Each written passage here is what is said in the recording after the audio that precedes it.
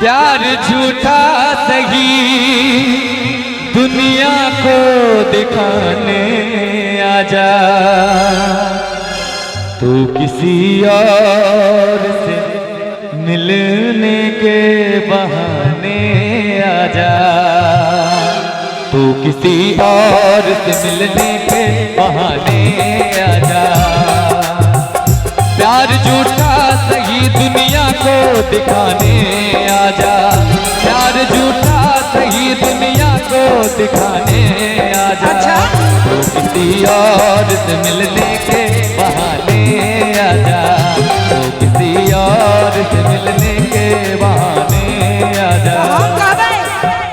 किसी नहीं लगा बहुत बात नहीं थे, किसी नहीं लगा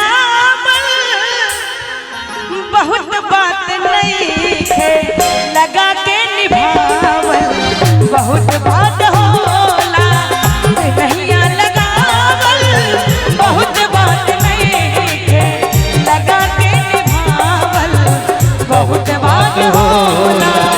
केहू के रुबावल बहुत बात नहीं है, केहू के रुबावल बहुत बात नहीं है, रुआ के बहुत बात होला, रुआ के हंसावल बहुत बात होला। हो दिल तोड़ के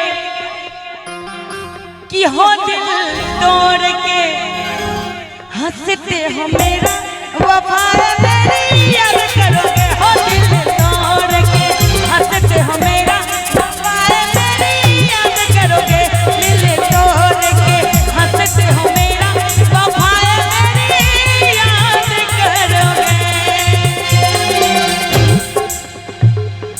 कुछ तो कहियो।